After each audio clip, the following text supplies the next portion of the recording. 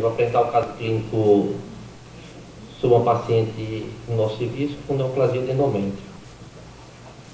Paciente ES, 62 anos, com história de corrimento e sangramento genital há cerca de 50 dias, a menopausa há 8 anos, gesta 2 para 2, aborto 0, com a cesariana no parto normal. A paciente nega tabagismo e etilismo, é hipertensão controlada. Ela tem uma história que a mãe dos irmãos já tiveram câncer de colo uterino. E tem essa história de uma colectomia esquerda por neoplasia de cólon descendente em 2009. O laudo histopatológico, adenocarcinoma G1 com 20 linfonodos todos negativos. Então, um estadio patológico 1, T2, N0, M0, sem necessidade de tratamento adjuvante. No exame físico, a paciente tinha um ECOG 1, paciente obesa, ausência da adenomegalias, o abdômen flácido, indolor, sem massas palpáveis, e apresentar com uma colposcopia com uma pequena lesão parida em colo uterino, e os paramétros estavam livres. Apresentava uma ultrassonografia pélvica de abril de 2015, evidenciando um espessamento endometrial, endométrio media 1,73 centímetros, e uma esteroscopia no mês seguinte, visualizando uma massa friável e vegetante em cavidade endometrial com extensão ao canal cervical. Foi feita uma biópsia e o laudo patológico evidenciou adenocarcinoma endometrioide G2.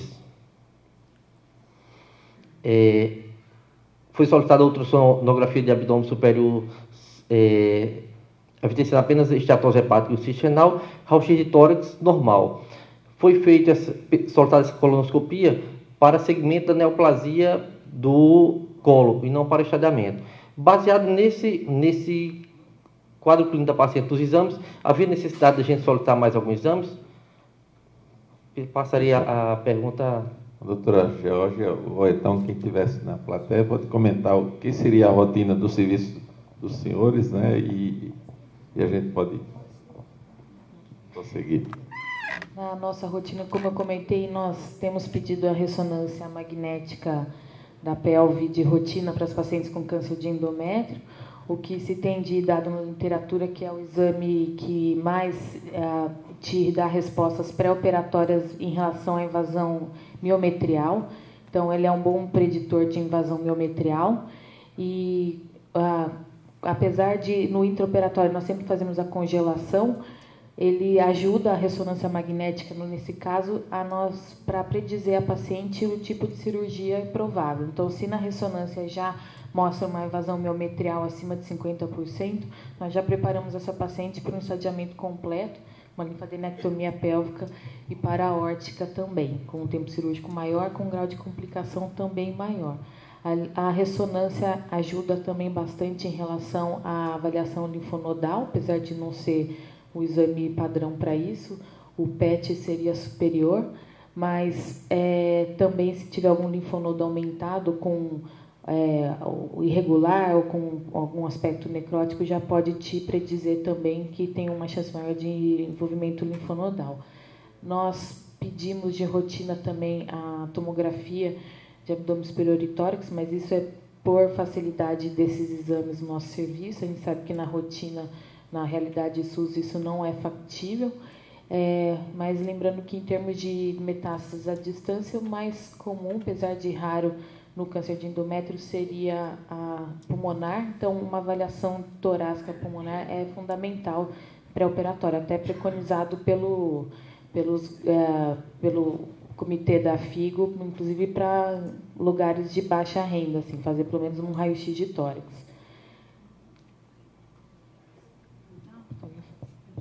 Com certeza a ressonância magnética é o padrão ouro, né, para câncer de endométrio, né? Já foi falado tudo, né? Parabéns. Realmente é isso, a gente tem que ver a invasão. Como a gente aqui não está fazendo ainda linfonodo sentinela, então a ressonância é super importante para a gente decidir a cirurgia. É o que a gente usa, né? Às vezes, na nossa realidade, nem sempre a gente tem disponibilidade de fazer a ressonância, como a doutora Jorge falou. O Hospital de Barretos apesar de ser um hospital 100% SUS, é um hospital especial em termos de ter uma disponibilidade maior desses exames. Então, é isso que a gente queria ver.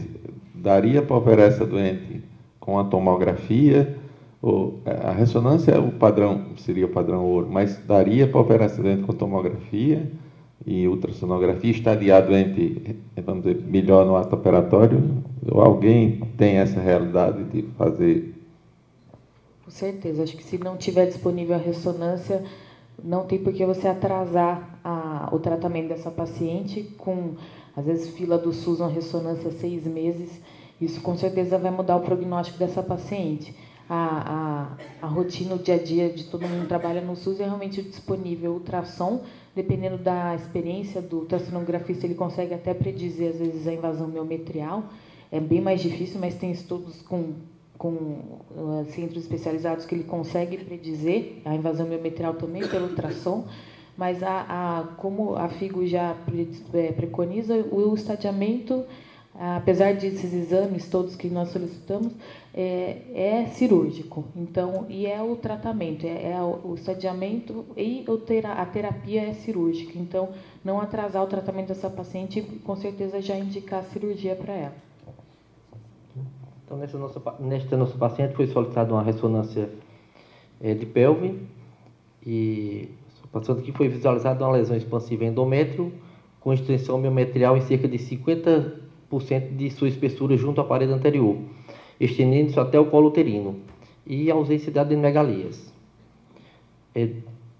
Então, só resumindo o caso, o paciente é 62 anos, com adenocarcinoma de endométrio G2, invasão miometrial até 50% com extensão ao colo uterino, em estádio clínico 2, e dessa história de passado neoplasia de colo.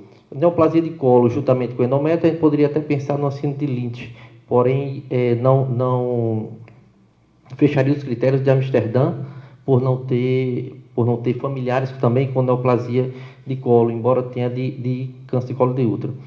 Então, diante desse caso, qual seria a nossa conduta? Cirurgia? Teria algum papel para a quimioterapia neoadjuvante nesse caso? Queria só complementar também uma coisa importante nesse caso dessa paciente. No exame clínico, ela já tinha uma lesão parida, né?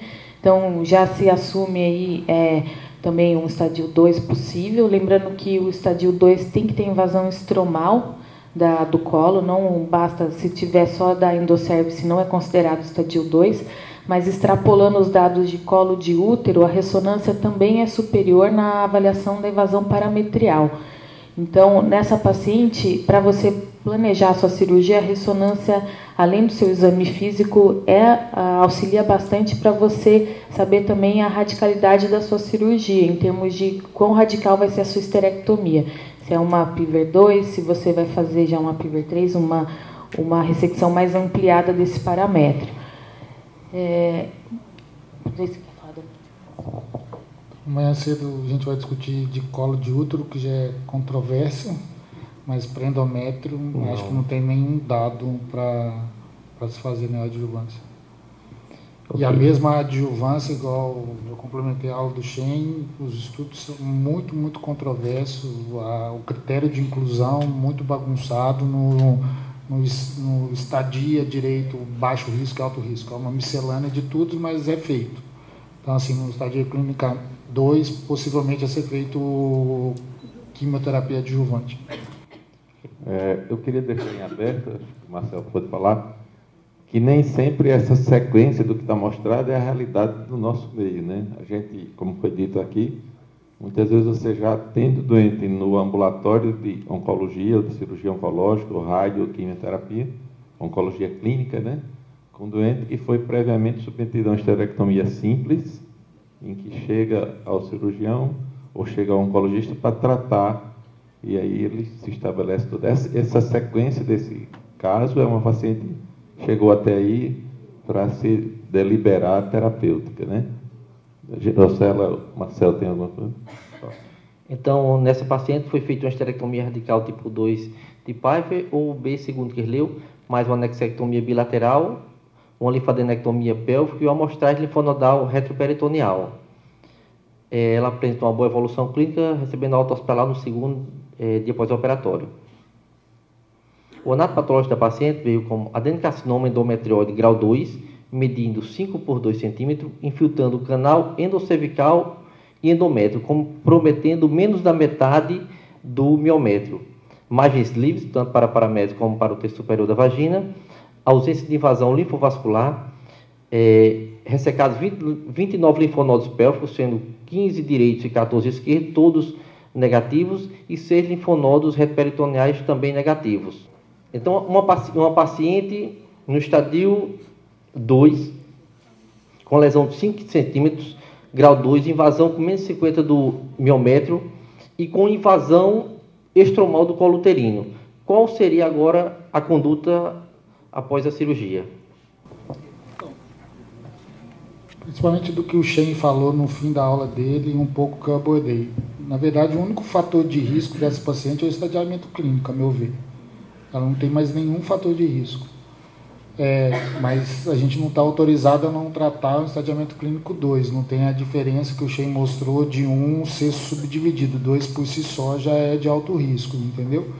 Então, eu acho que faria um tratamento combinado, sequencial. Tem duas opções. O clássico é cisplatina e doxo por 4 ciclos, que são esses 2 estudos, um do IORTC e o outro do grupo italiano. Mas já tem extrapolação de dados de carbo e taxol também, 4 ciclos a cada 21 dias. E aí, na sequência, a radioterapia.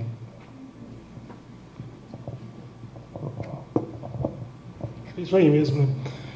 Sendo estadio patológico 2, a gente teria que irradiar, embora não tenha tantos fatores de mau prognóstico mesmo. Né?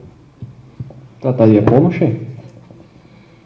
45 grays e braque. Acho que a braque aí, no caso, é importante porque, em tese, se tem uma invasão mais baixa, né, o risco de você ter uma recidiva local, a princípio, parece se aumentar. Então, faria 45 grays, 25 180, e a gente tem feito mesmo 4 de 600 em braquiterapia. Né? Então, depois de discussão multidisciplinar,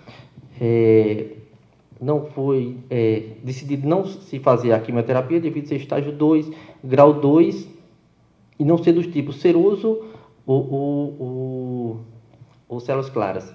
E foi feita radioterapia em pelve nessa paciente, com essa dosagem, e a braquiterapia de fundo vaginal.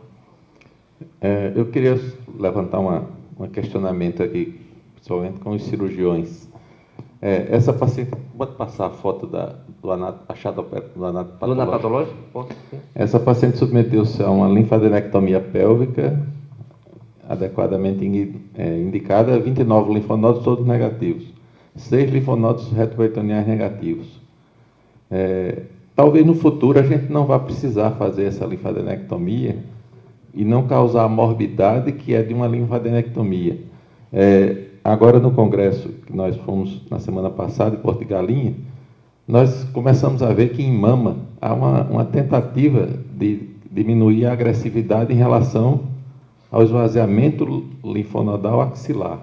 Será que, é isso que eu queria deixar uma pergunta, será que em abdômen nós não estamos ainda fazendo esse esvaziamento com muita agressividade? Porque aí nós esquecemos que também existe uma morbidade da linfadenectomia. Por outro lado, a gente fica sempre na dúvida, se nós não fizermos a linfadenectomia, como é que nós vamos saber se aquele linfonodo estava comprometidos? O que é que a senhora acha? A senhorita acha? Desculpa. Bom, a minha impressão também, assim, eu só trabalho mais com a parte de ginecologia, mas nós temos um medo enorme de fazer linfadenectomia inguinal sistemática. Nós sabemos do risco de linfedema e das complicações da deiscência pós-operatória, mas a impressão que eu tenho é que nós cirurgiões temos pouco medo de fazer a linfadenectomia pélvica e paraórtica. É uma situação que nós fazemos com mais facilidade, com menos considerações, mas lembrando que, com certeza, tem bastante morbidade, também tem linfedema, e lembrando que é uma paciente que já se assumia um estádio 2, que já tinha indicação de radioterapia. A gente sabe que somar os 2 tratamentos, a linfadenectomia após a radioterapia, aumenta ainda mais a chance dessas morbidades, principalmente o linfedema crônico pós-operatório. Então, não temos ainda literatura para respaldar não fazer. Realmente, a pesquisa de linfonodo sentinela é o que se tem buscado atualmente para diminuir essa morbidade. E no caso dessa paciente, então, lembrando que o epicentro do tumor dela era mais ístmico, tanto é que descia para o colo, infiltrava colo, o maior risco dela realmente era de linfonodo pélvico, por uma disseminação realmente parametrial e não tanto pelos vasos gonadais. Então, assim, até alguns cirurgiões talvez criticassem porque só fez a amostragem paraórtica, mas a gente sempre tem que considerar o caso clínico, individualizar a paciente e realmente, às vezes, considerar, lembrar da morbidade desses procedimentos antes de sair indicando. Na mama, na axila, a gente pensa muito isso na região inguinal também, mas eu tenho essa mesma impressão que o senhor, que na parte abdominal, pélvica, parótica, nós somos mais agressivos, temos menos restrições. Eu queria fazer uma pergunta. Você vai comentar a pergunta anterior? Pegando o gancho, assim, de até discutindo com você, mas eu com o Shane, os estudos de mama, eu ainda não estou muito convencido se é real isso que está sendo mostrado. Eu acho que teve estudo positivo, teve estudo negativo, e eu tenho dúvidas se essa linfonodo sentinela da mama de 1, 3, enfim, você vai subestadiar um paciente, na minha opinião. Hoje em dia, tem cirurgião preconizando que esvaziou os 3 positivos, não precisa fazer esvaziamento e irradia o campo. A gente está tratando um N1 ou um N2, entendeu? Eu acho que muda prognóstico. Então, assim, lógico, vai se tentar estudos para diminuir a morbidade, mas eu ainda acho que o estadiamento clínico do paciente é o maior fator de risco para indicar um tratamento. E se fica só no sentinela, eu acho assim, o sentinela é muito bom, fator preditivo negativo. A veio negativa, a gente fica tranquilo. Isso eu acho que está bem documentado. Agora, um sentinela positivo ou mais de um positivo, a gente trocar o esvaziamento por uma rádio adjuvante, eu ainda não estou muito convencido, apesar de 2 estudos grandes positivos e um negativo. Eu acho que isso funciona em mama porque tem uma quimioterapia muito boa, né? Você tem vários esquemas de quimioterapia, você tem resposta completa à quimioterapia antes da cirurgia e não acontece isso em endométrio ainda. Acho que a partir do momento que você tiver um endométrio, uma quimioterapia para endométrio muito boa, como você tem para mama, você pode arriscar e não tratar cirurgicamente, né? Essa é uma grande dúvida, né? A ideia é você ser menos agressivo, mas também você acaba sendo menos diagnóstico, né? Então, para a radioterapeuta, é muito ruim quando o paciente chega com um linfonodo na axila esvaziado, positivo e ponto final, né? Se isso começar a acontecer em endométrio, a gente não tem para onde correr, a gente vai irradiar todo mundo e vai torcer para o oncologista fazer um bom trabalho também. Eu queria deixar só mais uma provocação para o Diocésio, dentro desse caso, no anátoma patológico. No slide da sua aula, você mostrou ali que no câncer de endométrio a gente tem 2 grupos bem definidos, um baixo risco, um alto risco, e chega uma quantidade de pacientes ali que vão se misturando a um grupo de risco intermediário bem complicado no meio. Esse paciente, pelo chadeamento, é um estágio clínico 2, porém ele tem um comprometimento de menos da metade do miométrio, é um grau 2. Se ele fosse um estágio clínico 1, porém com mais da metade do miométrio envolvido e um grau 3, ele seria menos ou mais preocupante do ponto de vista do oncologista que está tentando evitar metástase hematogênica?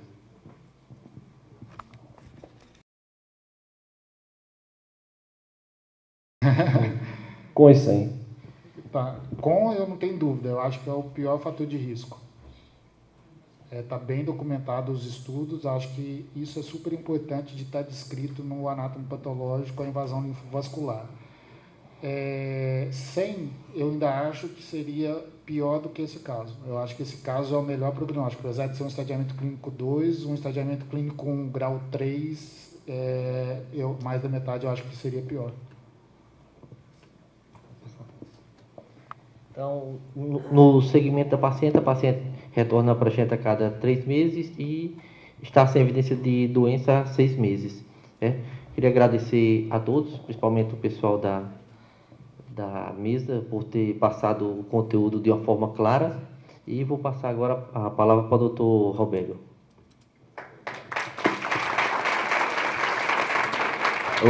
Você vê que são 10h15 da noite, o tema é muito interessante, daria para a gente conversar bastante, mas vamos convidar todos um coquetel, né, lá fora, e se tiver mais alguma dúvida, a gente pode...